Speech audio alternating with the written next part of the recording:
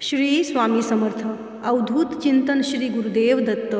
स्वामींच्या कृपेने तुमच्या सर्व चांगल्या इच्छा पूर्ण हो. तुमचे सर्वांचे माझ्या मराठी यूट्यूब चॅनलमध्ये म्हणजे शंकर महाराजांचा आशीर्वाद या चॅनलमध्ये मनापासून स्वागत आहे. आणि ही गुढी सर्वांना आनंदाची, भरभराटीची आणि समृद्धीची जाऊ ही ईश्वरचरणी प्रार्थना.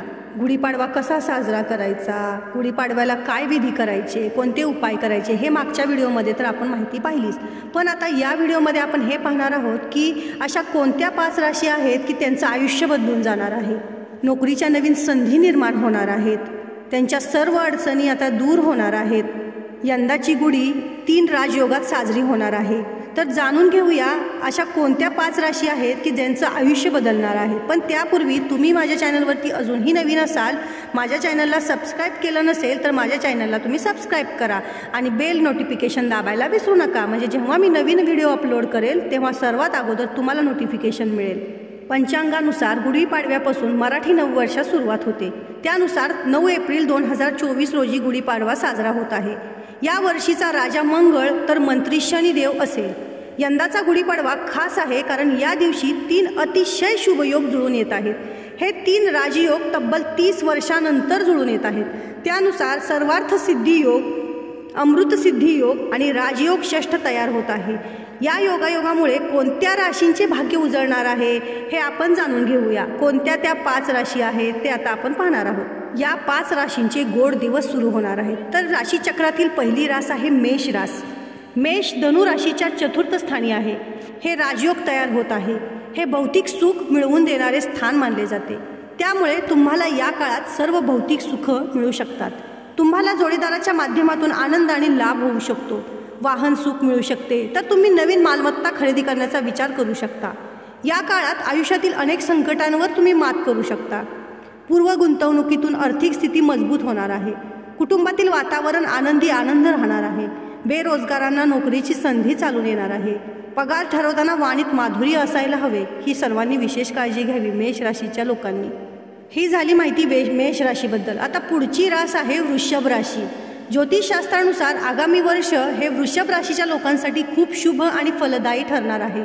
या काळात जे लोक बेरोजगार आहेत तसेच जे नोकरी बदल करण्याचा विचार करत आहेत त्यांना नोकरीच्या चांगल्या संधी उपलब्ध होणार आहेत. या काळात तुमच्या कामाचे सर्वत्र कौतुक होणार आहे. तुम्हाला नोकरीच्या ठिकाणी वरिष्ठांचे आणि सहकाऱ्यांचे पूर्ण सहकार्य मिळेल. तुमचा पगार देखील वाढेल. तसेच समाजात मान सन्मान मिळेल. स्पर्धा परीक्षांचा अभ्यास करणाऱ्या विद्यार्थ्यांसाठी देखील हे वर्ष सकारात्मक फळ देणारे ठरणार आहे. या काळात तुम्ही स्पर्धा परीक्षेत यश मिळवू शकता. तर हे झाली वृषभ राशीबद्दल. पुढची आहे मिथुन रास. गुढीपाडवा हा मिथुन राशीच्या लोकांना अच्छे दिन घेऊन येणार आहे. अच्छे दिन म्हणजे काय? विद्यार्थ्यांसाठी हा काळ शुभ ठरणार आहे. करिअरमध्ये प्रगतीच्या नवीन संधी चालू येणार आहेत. अचानक धनलाभ होणार आहे. वडिलोपार्जित संपत्तीतून लाभ मिळणार आहे. राजयोगामुळे काही अडचणी दूर होणार आहेत. न्यायालयीन प्रकरणात अपेक्षित यश मिळणार आहे.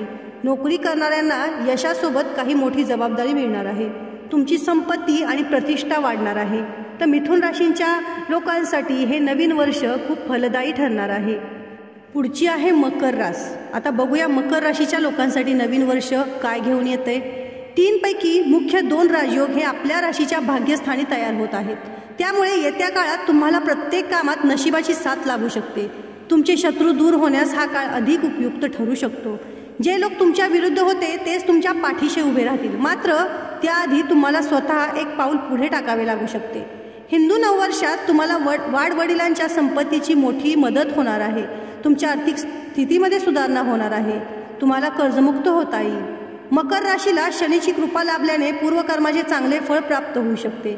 एखादा जुना विवाद सोडवता येईल. त्यामुळे प्रचंड श्रीमंती प्राप्त होऊ शकते. तर ओव्हरऑल मकर राशीसाठी हे नववर्ष खूप आनंदी आणि फलदायक ठरणार आहे. तुमच्या सर्व इच्छा पूर्ण होणार आहेत. आता पुढची रास आहे कर्क रास. भाग्यस्थानातील उच्चीचा शुक्र अतिशय शुभ फलदायी ठरेल. 13 एप्रिलला रवी दशमातील मेष राशीत प्रवेश करेल. या उच्चीच्या रवीमुळे नोकरी व्यवसायात भरघोस यश मिळणार आहे. मान सन्मान आणि प्रतिष्ठा मिळेल. विद्यार्थी वर्ग परीक्षेत अपेक्षित यश संपादन करू शकतील. सुरुवातीपासून घेतलेल्या मेहनतीचे चीज होईल. विवाहोत्सुक मुलामुलींना जोडीदाराचे संशोधन कार्य सुरू करावे. त्यांना त्यात यश मिळणार आहे। विवाहित दाम्पत्यांनी तडजोड केल्यास सुखी जीवनाचा आनंद लुटता येईल। मित्रमंडळीच्या भेटीगाठीतून नवे चैतन्य मिळेल। गुंतवणूकदारांना दीर्घ मुदतीची गुंतवणूक खूप फायदेशीर ठरेल। घराचे काम मार्गी लागेल। महिन्याच्या उत्तरार्धात कोर्ट कचेरीची कामे पूर्ण करावीत। रक्तातील साखरेच्या पातळीवर नियंत्रण ठेवावे, ही कर्क राशीच्या लोकांनी काळजी घ्यावी। अशा प्रकारे 12 राशींपैकी या 5 राशींना गुढीपाडवा हा खूप गोड ठरणार आहे। याच प्रकारे तुमच्या सर्वांना ही गुढी आनंदाची, सुखाची, समृद्धीची आणि भरभराटीची जावो ही ईश्वरचरणी प्रार्थना। तर तुम्हाला हा माझा छोटासा व्हिडिओ कसा वाटला हे मला कमेंटमध्ये नक्की सांगा। आणि अजूनही तुम्ही माझ्या चॅनलला सबस्क्राईब केलं नसेल तर माझ्या चॅनलला सबस्क्राईब करा। धन्यवाद।